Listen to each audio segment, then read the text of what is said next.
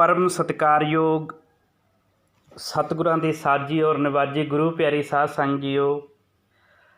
अज आपां जगत पिता धन धन सतगुरु कबीर साहब महाराज सच्चे पातशाह जी दे बहुत ही प्यारे शब्द जो गौड़ी राग दे विच आप जी ने उचारण किया। जुगो जुग अटल गद्दी नशीन शाहे ए शहनशाह दुनिया दे सांझे रहबर धन श्री गुरु ग्रंथ साहिब महाराज सच्चे पातशाह जी दे पावन अंक 324 उत्ते दर्ज किया गया है। सो सतगुरु कबीर साहब महाराज सच्चे पातशाह जी ने पूरी मनुखता नूं पूरी कायनात नूं किवें वहमां भरमां दे विचों कढिया, किवें उन्हां ने कर्म कांडां दे उत्ते सੱਟ मारी चोट मारी, किवें उन्हां ने मनुख नूं गुलामी तो आज़ाद करवाया। आओ आपां अज सतगुरु कबीर साहब महाराज सच्चे पातशाह जी की बाणी दे विचों एक शब्द नूं लैके उस दे अर्थां नूं समझ के आपां अपने जीवन का आधार बना के आपां जीवन सफला करते हाँ जी। सो सारी संगत नूं बेनती है कि इस शब्द नूं याद किया जाए। जदों साडे हिरदे विच ये शब्द वस गया तो असीं ऐटोमैटिक ही इस शब्द नूं अपने आप ते लागू कर लवांगे, क्योंकि जिन्ना तक असीं अपने सतगुरां दी अपने रहबरां दी अपने महापुरखां दी बाणी नूं पढ़ते सुनते याद नहीं करते अपने हिरदे विच नहीं वसाउंदे उन्हां तक असी अपने सतगुरां दे उपदेश नूं समझ नहीं सकते, उन्हां तक असी उन्हां दे मिशन नूं समझ नहीं सकते। साडे सतगुरां ने जिन्हां गल्लां तो रोकिया सानूं, जिन्हां कर्म कांडां तो रोकिया, वो तद ही सानूं कर्म कांड पता होणगे जे सतगुरां दी बाणी नूं पढ़िया होवे, सुणिया होवे, समझिया होवे।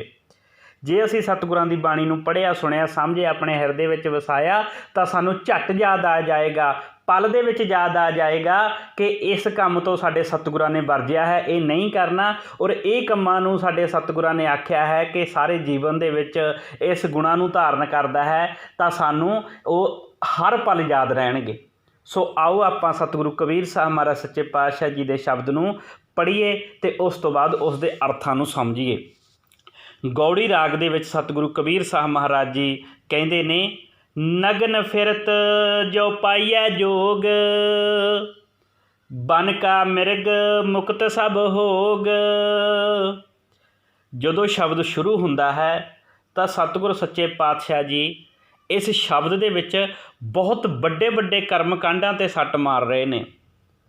उस समय जदों सतगुरु कबीर साहब महाराज सच्चे पातशाह जी का बनारस दे विच जन्म होया, उदों कहंदे ब्राह्मणां दा मनुवादी लोगों का पूरा बोलबाला सी। उस समय जिहड़ा पखंड सी वो सिखरां ते सी, चोटियां ते सी। इस पखंडवाद के विरुद्ध ब्राह्मण दे गढ़ दे विच बनारस दे विच जे कोई मर्द अगमड़ा सूरमा डट के बोलिया तो वह सतगुरु कबीर साहब महाराज जी ने।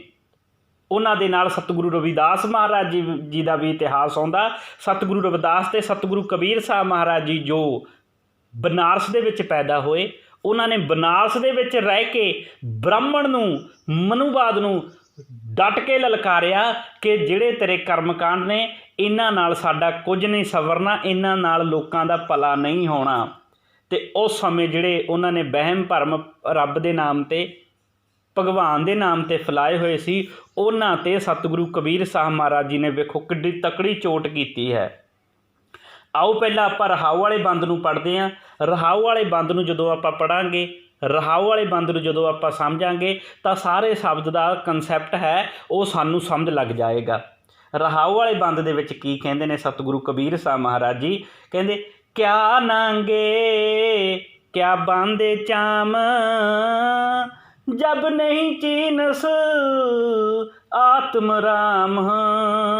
रहाओ सतगुरु कबीर साहब महाराज जी कहंदे, हे साधुओ, हे बाबिओ, हे अपने आप नूं बने धर्म गुरुओ, हे पंडितो, हे ब्राह्मणो, हे मनुवादिओ, तुसी धर्म दे नाम ते जो पखंड फैलाया ये जचदा नहीं। सतगुरु सच्चे पातशाह जी पहला प्रश्न रखते हैं, कहते क्या नांगे, नंगे रहने का की फायदा थानू, क्या नांगे क्या बंद है चाम, अपने चम नूं बन्निया होया तुसीं, भाव मिर्गशाला तुसीं हिरन की खल पा के जां शेर की खल पा के तुसीं अपने आप नूं धर्मी अखवाउंदे हो, नंगे रह के तुसीं अपने आप नूं धर्मी अखवाउंदे हो। ਕੀ ਨੰਗੇ ਰਹਿਣ ਨਾਲ ਮਨੁੱਖ ਧਰਮੀ ਹੋ ਸਕਦਾ? ਇਹ ਸਤਿਗੁਰੂ ਕਬੀਰ ਸਾਹਿਬ ਮਹਾਰਾਜ ਜੀ ਦਾ ਪਹਿਲਾ ਪ੍ਰਸ਼ਨ ਹੈ। ਕੀ ਤੁਸੀਂ ਮਿਰਗਸ਼ਾਲਾ ਪਾਈ ਹੋਈ ਹੈ, ਹਿਰਨ ਦੀ ਖੱਲ ਪਾਈ ਆ, ਸ਼ੇਰਾਂ ਦੀ ਖੱਲ ਪਾਈ ਆ, ਹੋਰ ਚਮੜੇ ਦੀਆਂ ਖੱਲਾਂ ਪਾ ਕੇ ਤੁਸੀਂ ਆਪਣੇ ਆਪ ਨੂੰ ਕਹਿੰਦੇ ਹੋ ਵੀ ਅਸੀਂ ਰੱਬ ਦੇ ਬਹੁਤ ਨੇੜੇ ਆ, ਭਗਵਾਨ ਅਸੀਂ ਕਾਬੂ ਕੀਤਾ ਹੋਇਆ? ਤਾਂ ਸਤਿਗੁਰੂ ਕਬੀਰ ਸਾਹਿਬ ਮਹਾਰਾਜ ਸੱਚੇ ਪਾਤਸ਼ਾਹ ਜੀ ਕਹਿੰਦੇ, ਕਿਆ ਨਾਂਗੇ ਕਿਆ ਬਾਂਧੇ ਚਾਮ, ਕੀ ਫਾਇਦਾ ਤੇਰਾ ਨੰਗੇ ਰਹਿਣ ਦਾ, ਕੀ ਫਾਇਦਾ ਤੇਰਾ ਚਾਮਨਾ ਲਪੇਟਣ ਦਾ ਸਰੀਰ ਉੱਤੇ, ਜਬ ਨਹੀਂ ਚੀਨਸ ਆਤਮ ਰਾਮ। ਉਹ ਜਿੰਨਾ ਤੱਕ ਤੂੰ ਉਸ ਅਕਾਲ ਪੁਰਖ ਨੂੰ ਨਹੀਂ ਪੂਜਿਆ, ਪੂਜਣ ਦਾ ਮਤਲਬ ਉਹਦੇ ਗੁਣਾਂ ਨੂੰ ਧਾਰਨ ਨਹੀਂ ਕੀਤਾ। ਮਹਾਰਾਜ ਕਹਿੰਦੇ ਮੇਰੀ ਨਿਗਾਹ ਦੇ ਵਿੱਚ ਜਾਂ ਰੱਬ ਦੀ ਨਿਗਾਹ ਦੇ ਵਿੱਚ ਜਾਂ ਰਾਮ ਇੱਥੇ ਅਕਾਲ ਪੁਰਖ ਨੂੰ ਆਖਿਆ ਜੋ ਪੂਰੀ ਕੁਦਰਤ ਦੇ ਵਿੱਚ ਰਮਿਆ ਹੋਇਆ, ਜੋ ਪੂਰੀ ਕਾਇਨਾਤ ਦੇ ਵਿੱਚ ਰਮਿਆ ਹੋਇਆ, ਜੋ ਪੂਰੀ ਸ੍ਰਿਸ਼ਟੀ ਦੇ ਵਿੱਚ ਰਮਿਆ ਹੋਇਆ, ਉਸ ਰਾਮ ਦੀ ਗੱਲ ਕੀਤੀ ਹੈ।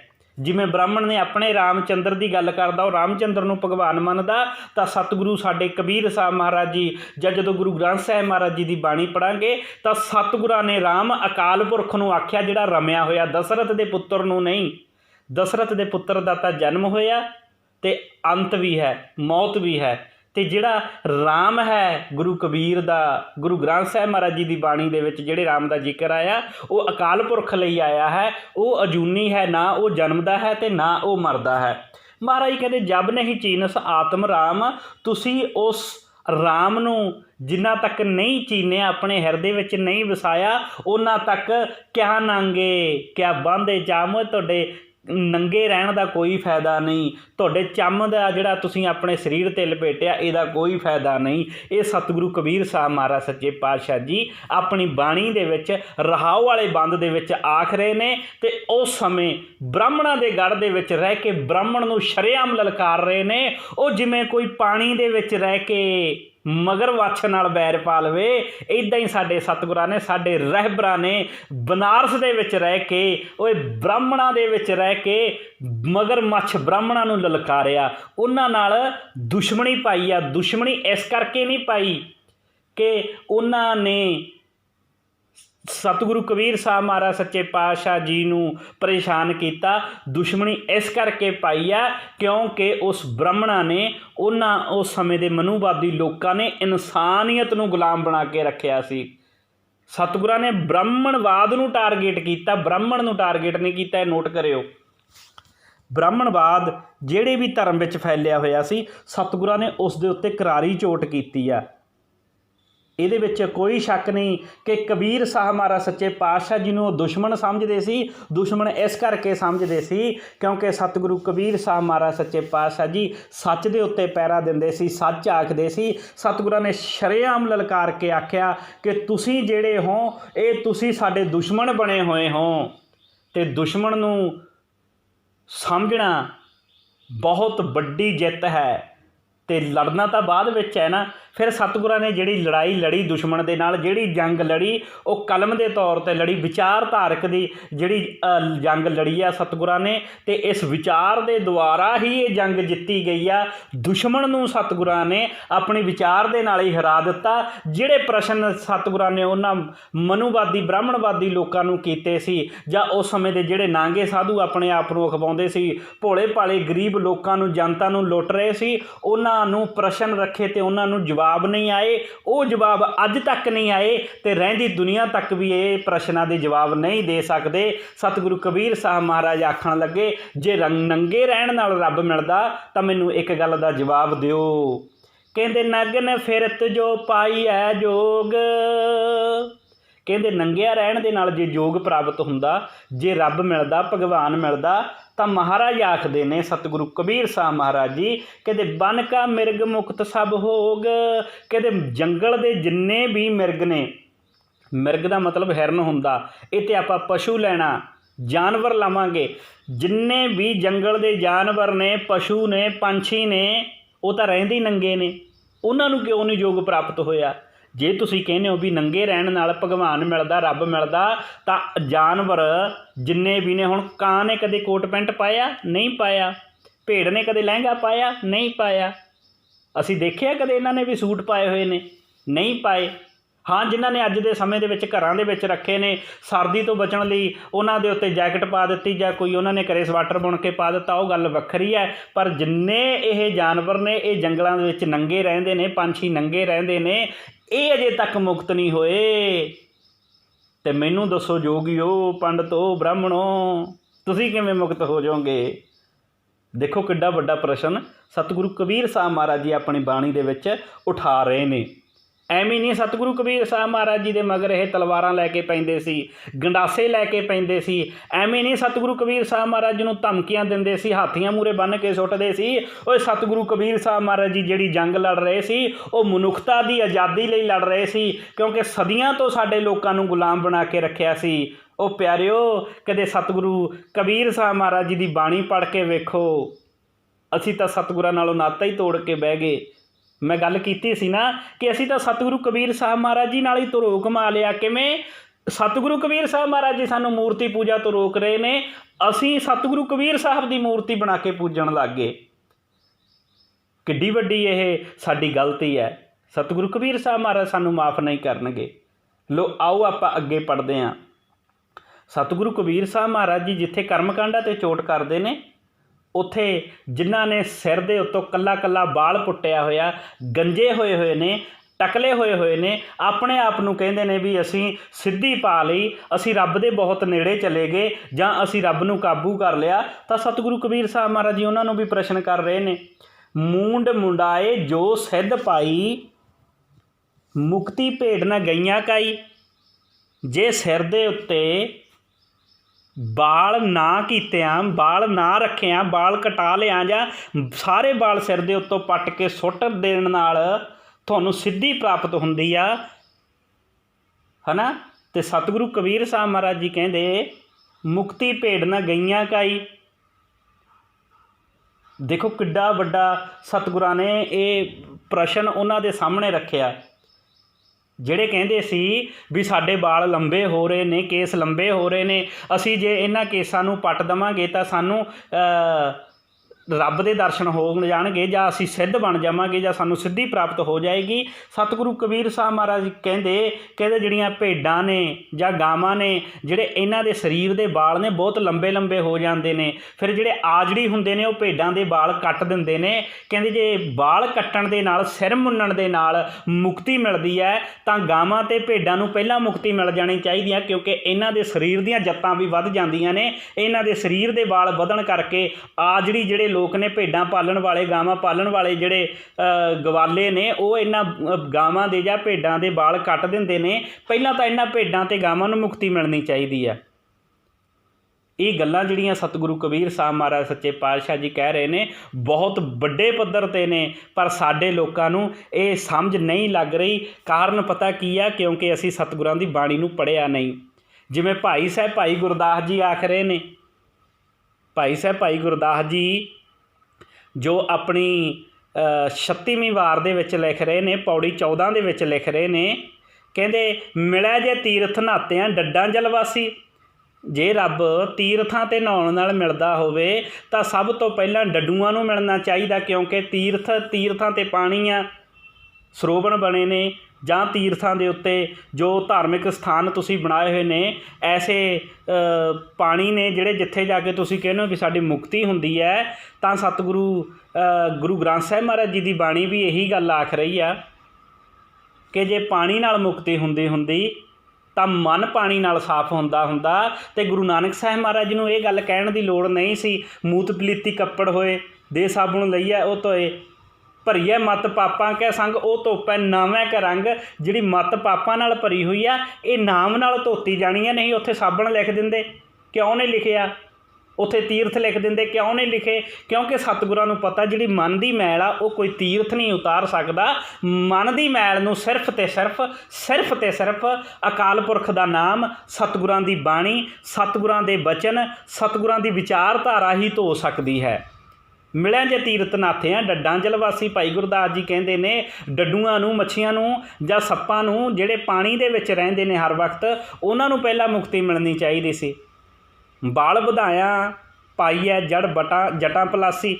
ਜੇ ਬਾਲ ਵਧਾਉਣ ਦੇ ਨਾਲ ਰੱਬ ਮਿਲਦਾ ਹੁੰਦਾ ਤਾਂ ਪਿੱਪਲ ਦੀਆਂ ਜਿਹੜੀਆਂ ਜੜ੍ਹਾਂ ਨੇ, ਮਸੂੜੇ ਨੇ, ਦੇਖੋ ਕਿੱਡੇ ਲੰਬੇ ਲੰਬੇ ਹੋ ਜਾਂਦੇ ਨੇ। ਆਪਾਂ ਕਹਿ ਦਿੰਦੇ ਨਾ ਵੀ ਦਾੜੀ ਵੱਧ ਗਈ, ਇਹ ਪਿੱਪਲ ਦੇ ਬਾਲ ਵੱਧ ਗਏ। ਉਹਦੀਆਂ ਜਿਹੜੀਆਂ ਜੜ੍ਹਾਂ ਨੇ, ਜਿਹੜੇ ਉਹਦੇ ਪੱਤਿਆਂ ਦੇ ਵਿੱਚੋਂ ਤਣੇ ਨਿਕਲਦੇ ਨੇ, ਉਹ ਧਰਤੀ ਨਾਲ ਲੱਗਣ ਲੱਗ ਜਾਂਦੇ ਨੇ। ਅਤੇ ਭਾਈ ਸਾਹਿਬ ਭਾਈ ਗੁਰਦਾਸ ਜੀ ਕਹਿੰਦੇ ਨੇ ਫਿਰ ਤਾਂ ਸਭ ਤੋਂ ਪਹਿਲਾਂ ਤਾਂ ਰੱਬ ਬੋਹੜ ਨੂੰ ਮਿਲਣਾ ਚਾਹੀਦਾ ਸੀ। ਪਿੱਪਲ ਅਤੇ ਬੋਹੜ ਸਮਝਦੇ ਹੋ ਨਾ ਤੁਸੀਂ? ਜਿਵੇਂ ਇੱਥੇ ਗੁਰੂ ਕਬੀਰ ਸਾਹਿਬ ਮਹਾਰਾਜ ਜੀ ਕਹਿੰਦੇ ਨੇ ਮੂੰਡ ਮੁੰਡਾਏ ਜੋ ਸਿੱਧ ਪਾਈ।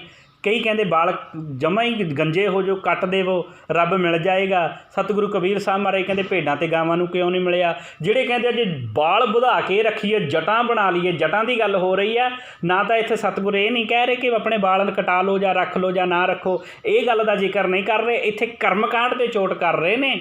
ਇਹ ਗੱਲ ਸਮਝਣੀ ਪੈਣੀ ਆ।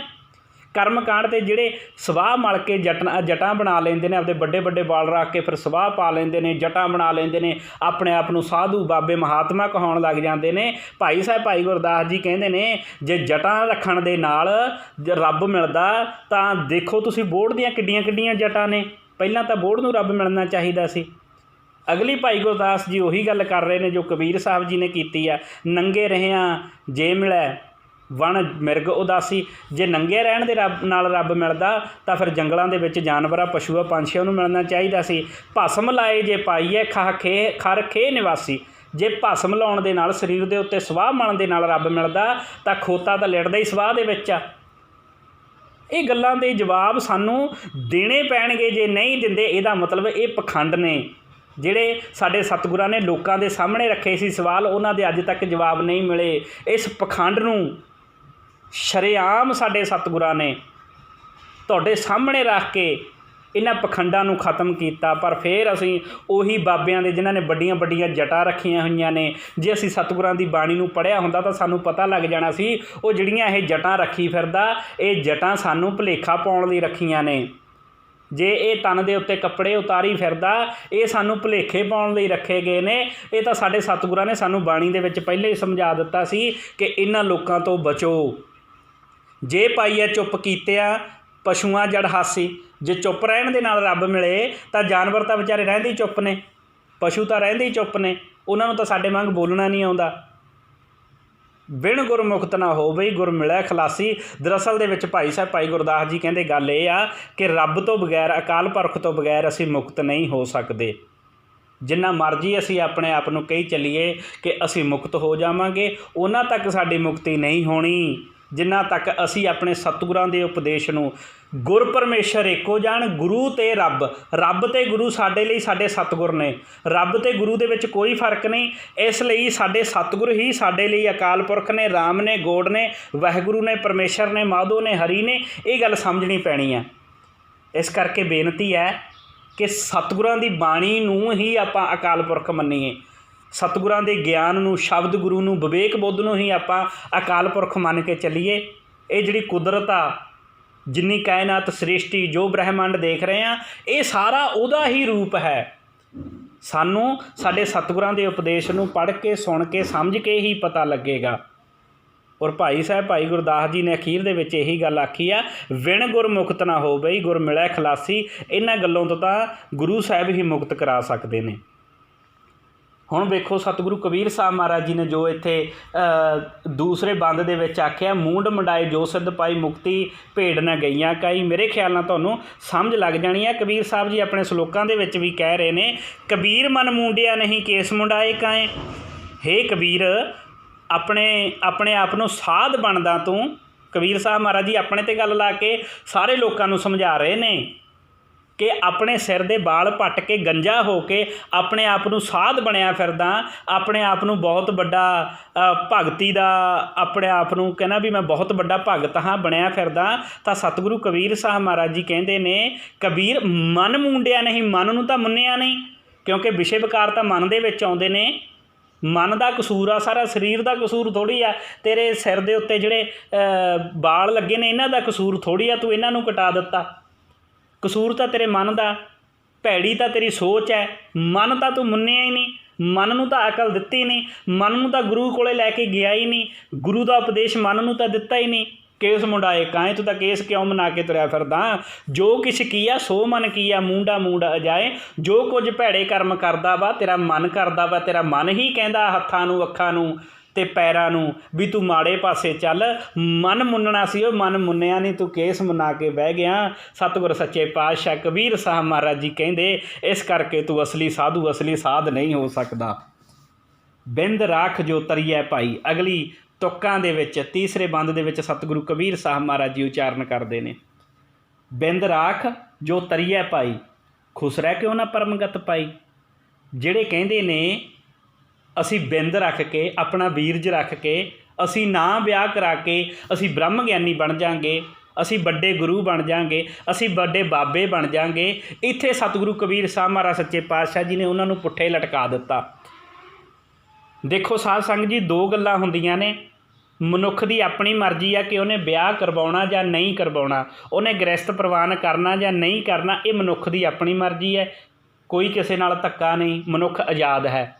ਪਰ ਜੇ ਕੋਈ ਕਵੇ ਮਨੁੱਖਤਾ ਨੂੰ ਲੁੱਟੇ ਕਿ ਮੈਂ ਵਿਆਹ ਤਾਂ ਨਹੀਂ ਕਰਾਇਆ ਕਿ ਮੈਨੂੰ ਰੱਬ ਦੇ ਦਰਸ਼ਨ ਹੋ ਗਏ, ਮੈਂ ਵਿਆਹ ਤਾਂ ਨਹੀਂ ਕਰਾਇਆ ਕਿਉਂਕਿ ਮੈਂ ਰੱਬ ਪਾਉਣਾ ਚਾਹੁੰਦਾ, ਮੈਂ ਵਿਆਹ ਤਾਂ ਨਹੀਂ ਕਰਾਇਆ ਕਿਉਂਕਿ ਮੈਂ ਰੱਬ ਪਾ ਲਿਆ, ਰੱਬ ਮੈਨੂੰ ਕਹਿ ਰਿਹਾ ਕਿ ਵਿਆਹ ਨਾ ਕਰਾ, ਇਹ ਬਿਲਕੁਲ ਸਰਾਸਰ ਝੂਠ ਹੈ। ਰੱਬ ਦੇ ਨਾਮ ਨਾਲ ਲਾ ਕੇ, ਭਗਵਾਨ ਦੇ ਨਾਮ ਨਾਲ ਲਾ ਕੇ ਜੇ ਕੋਈ ਇਹ ਗੱਲ ਆਖ ਰਿਹਾ ਕਿ ਵਿਆਹ ਕਰਾਉਣ ਦੇ ਨਾਲ ਰੱਬ ਨਹੀਂ ਮਿਲਦਾ, ਜੇ ਵਿਆਹ ਕਰਾ ਲਈਏ, ਜੇ ਵਿਆਹ ਕਰਾ ਲਈਏ ਤਾਂ ਰੱਬ ਨਹੀਂ ਮਿਲਦਾ, ਜੇ ਵਿਆਹ ਕਰਾਈਏ ਤਾਂ ਰੱਬ ਦੇ ਦੀਦਾਰੇ ਨਹੀਂ ਹੁੰਦੇ, ਜੇ ਆਪਾਂ ਲੋਕ ਵਿਆਹ ਨਾ ਕਰਾਈਏ ਤਾਂ ਰੱਬ ਦੇ ਦੀਦਾਰੇ ਹੁੰਦੇ ਨੇ, ਤਾਂ ਸਤਿਗੁਰੂ ਕਬੀਰ ਸਾਹਿਬ ਮਹਾਰਾਜ ਜੀ ਨੇ ਉਹਨਾਂ ਲੋਕਾਂ ਨੂੰ ਸਮਝਾਉਣ ਦਾ ਜ਼ਿਕਰ ਕੀਤਾ ਇੱਥੇ।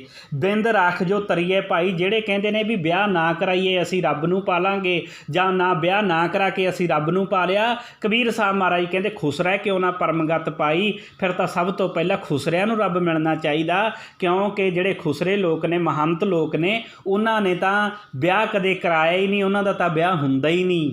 ਖੁਸ਼ ਰਹਿ ਕਿਉਂ ਨਾ ਪਰਮਗਤ ਪਾਈ। ਇਹਨਾਂ ਗੱਲਾਂ ਨੂੰ ਸਮਝਣਾ ਪੈਣਾ, ਸਤਿਗੁਰੂ ਦੀ ਬਾਣੀ ਨੂੰ ਪੜ੍ਹਨਾ ਪੈਣਾ। ਬਹੁਤ ਵੱਡੇ ਵੱਡੇ ਭੁਲੇਖੇ ਨੇ ਜਿਹੜੇ ਅੱਜ ਬ੍ਰਹਮ ਗਿਆਨੀ ਬਣੇ ਫਿਰਦੇ ਨੇ, ਵੱਡੇ ਵੱਡੇ ਸਾਧ, ਵੱਡੇ ਵੱਡੇ ਗੁਰੂ ਬਣੇ ਫਿਰਦੇ ਨੇ ਜੀ। ਸਾਡੇ ਬਾਬਿਆਂ ਨੇ ਵਿਆਹ ਨਹੀਂ ਕਰਾਇਆ, ਵਿਆਹ ਨਹੀਂ ਕਰਾਇਆ ਅਤੇ ਇਹਦੇ ਨਾਲ ਧਰਮ ਦਾ ਕੋਈ ਸੰਬੰਧ ਨਹੀਂ। ਜੇ ਉਹ ਧਰਮ ਦੇ ਨਾਲ ਜੋੜਦਾ ਤਾਂ ਫਿਰ ਆਪਾਂ ਇਹੀ ਗੱਲ ਕਹਾਂਗੇ ਵੀ ਜੇ ਤੂੰ ਆਪਣੇ ਆਪ ਨੂੰ ਨਾ ਵਿਆਹ ਕਰਾ ਕੇ ਕਹਿਣਾ ਵੀ ਮੈਂ ਵੱਡਾ ਗੁਰੂ ਬਣ ਗਿਆ, ਸਾਧ ਬਣ ਗਿਆ, ਬ੍ਰਹਮ ਗਿਆਨੀ ਬਣ ਗਿਆ, ਉਹ ਤੇਰੇ ਨਾਲੋਂ ਵੱਡਾ ਬ੍ਰਹਮ ਗਿਆਨੀ ਤਾਂ ਮਹੰਤ ਹੈ, ਖੁਸਰਾ ਹੈ। ਇਹ ਸਤਿਗੁਰੂ ਕਬੀਰ ਸਾਹਿਬ ਮਹਾਰਾਜ ਜੀ ਆਪਣੀ ਬਾਣੀ ਵਿੱਚ ਉਚਾਰਨ ਕਰਦੇ ਨੇ।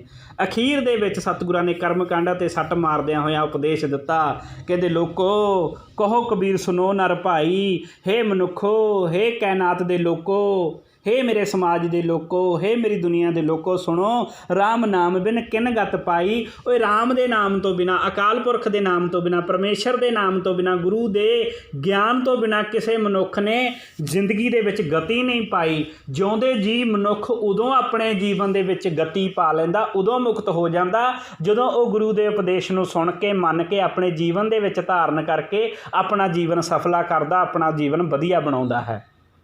ਇੱਥੇ ਸਤਿਗੁਰੂ ਕਬੀਰ ਸਾਹਿਬ ਮਹਾਰਾਜ ਸੱਚੇ ਪਾਤਸ਼ਾਹ ਜੀ ਪੂਰੀ ਮਨੁੱਖਤਾ ਨੂੰ, ਪੂਰੀ ਕਾਇਨਾਤ ਨੂੰ ਵਹਿਮਾਂ ਭਰਮਾਂ ਦੇ ਵਿੱਚੋਂ ਕੱਢਣ ਲਈ ਇਹ ਸ਼ਬਦ ਦੇ ਵਿੱਚ ਆਪਣਾ ਜ਼ਿਕਰ ਕਰਦੇ ਨੇ। ਸੋ ਆਓ ਗੁਰੂ ਪਿਆਰੀ ਸਾਧ ਸੰਗਤ ਜੀ, ਆਪਾਂ ਵੀ ਸਤਿਗੁਰੂ ਕਬੀਰ ਸਾਹਿਬ ਮਹਾਰਾਜ ਜੀ ਦੀ ਬਾਣੀ ਨੂੰ ਪੜ੍ਹੀਏ, ਸਮਝੀਏ, ਵਿਚਾਰੀਏ, ਆਪਣੇ ਜੀਵਨ ਦਾ ਆਧਾਰ ਬਣਾਈਏ, ਤਾਂ ਜੋ ਸਾਡਾ, ਸਾਡੇ ਸਮਾਜ ਦਾ, ਸਾਡੀ ਲੋਕਾਈ ਦਾ ਭਲਾ ਹੋਵੇ।